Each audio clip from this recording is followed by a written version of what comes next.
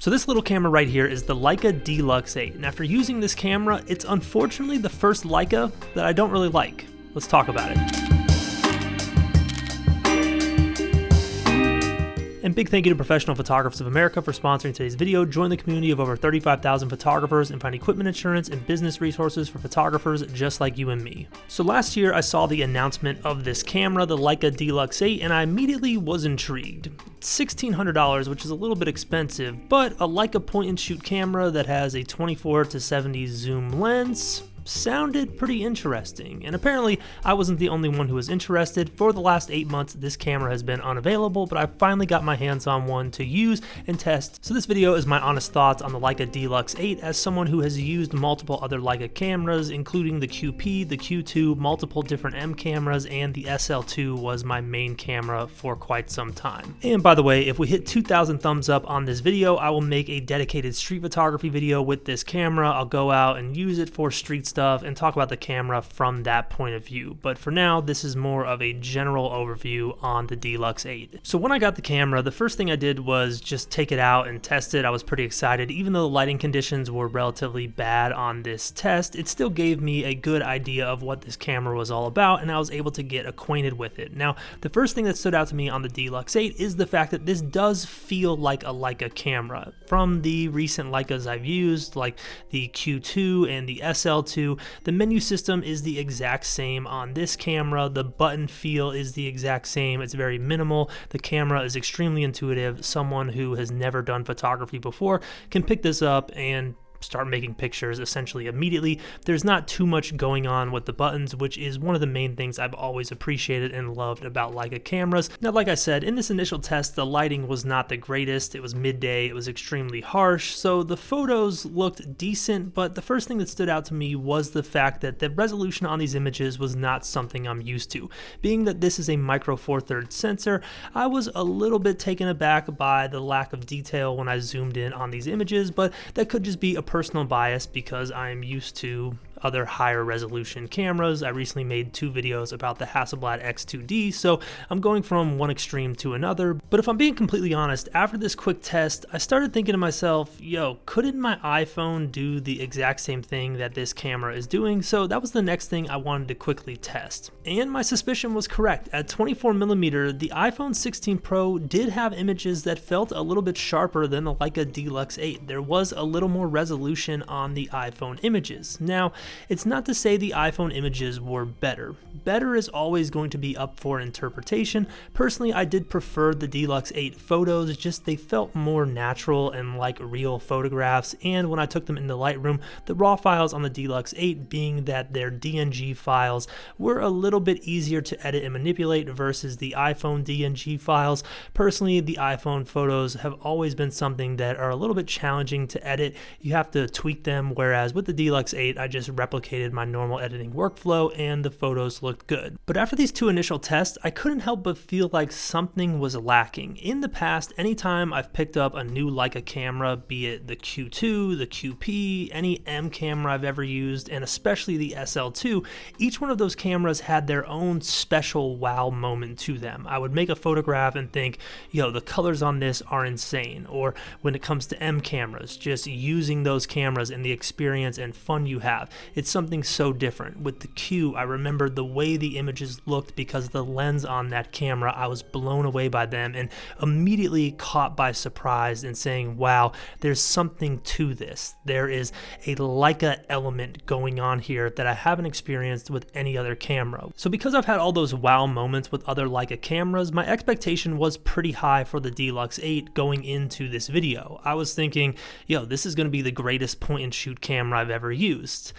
It's not the greatest point-and-shoot camera ever, but there are some things that I found to love about the D-Lux 8, which we'll talk about in a second after I thank today's sponsor, Professional Photographers of America, also known as PPA. So I've told this story before. Years ago, I was out on a shoot and I dropped an 85mm lens. I broke it and I was out like $1,000. I had no way to fix it, I didn't have the money to replace it, and it was something I was using quite a bit at the time. And that taught me a valuable lesson. I needed to have some type of gear insurance if something goes wrong, and that is where Professional Photographers of America America, also known as PPA, comes into play. As a member of PPA, I have up to $15,000 of gear insurance at a low monthly price, and PPA offers full gear replacement options with a flat $350 deductible. PPA also has data recovery services if your hard drive ever crashes, and different business resources like model releases and contract templates. So if you want to check out PPA for yourself and take advantage of all the great things they're offering, they are hooking up the channel with a special discount. Just go to the link in the description down below and you can save yourself 25% on a PPA membership. Whether you're just starting out or you're looking to take your business to the next level, Professional Photographers of America, also known as PPA, is where you need to be.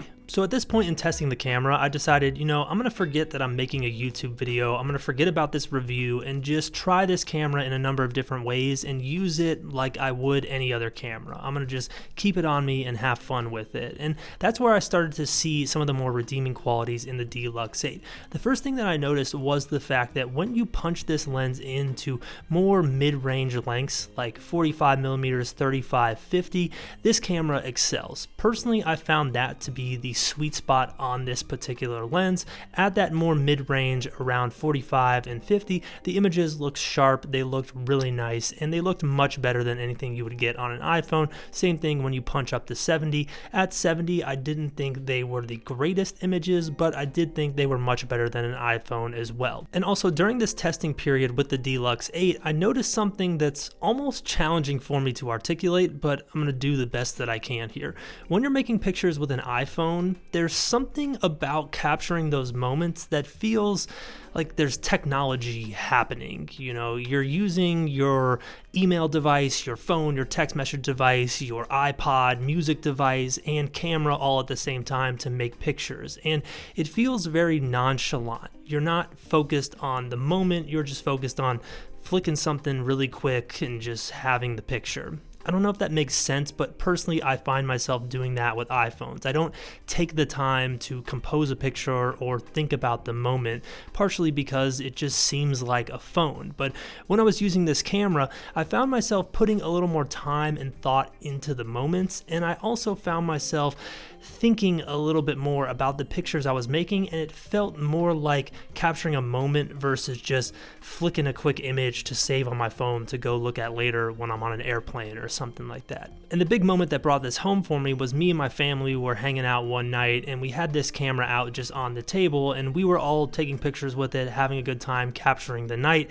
I don't put photos of my family on this YouTube channel, so you'll have to take my word for it, but it felt different than us just having our phones out and making pictures. It felt more like we were creating real, tangible memories in that moment. And I think that intangible feeling that I'm trying to describe is the reason why point and shoot cameras have become so popular in the last couple of years. People want to remove this whole technological aspect from the capturing moments process, and a lot of people are moving back towards these small cameras because they have the convenience of your iPhone. They're very small, but it's a completely different experience. So with that being said, I did enjoy all of that about the D-Lux 8. And it's also nice to have this little flash on here. This thing would be perfect for any behind the scenes type photography. If you're someone who does social media photography, it would be great for that. You also have this little switch up at the top that allows you to change the aspect ratio. So if you're shooting for, say, Instagram stories, you can just set this to 16:9 and the photo will come into Lightroom as a RAW file, automatically cropped to that, and it just makes your life a little bit easier. But unfortunately, the reason that I don't like this particular camera is actually because it is a Leica. This is the first Leica camera that I've not really liked, and it's because there's no special wow moment about this camera. This D-Lux 8 just seems like a repurposed Lumix camera, which is actually what it is. There's nothing necessarily special about this other than the fact that it has a red dot on it and the buttons are set up in a more minimal way, and the user experience is a little bit more simple than other point and shoot cameras, but it doesn't have that wow Leica feel to it. So if this was just a Lumix point and shoot or any other brand out there, I'd say, hey, I like this thing, it does what it needs to do. But it doesn't have that special Leica element to it, which is the reason why it's the first Leica camera specifically that I'm not the biggest fan of. I think a good parallel I could draw here is something like the Fujifilm X100 series. People buy the X100 series for the same reasons you would use this camera. It's small, it's convenient, it can replace your phone, but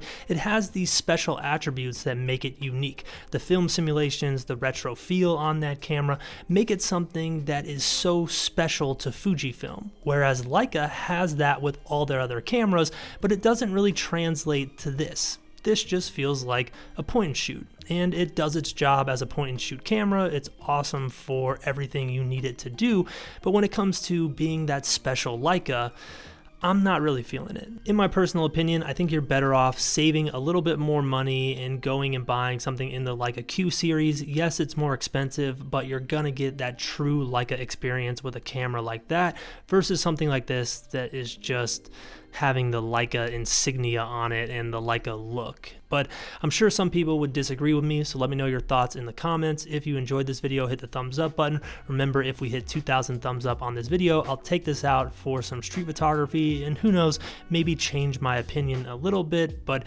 subscribe to the channel if you're not yet, and big thank you to Professional Photographers of America for sponsoring today's video. Remember, go to the link in the description down below for a special offer. You're all the truth. I'll catch you in the next video.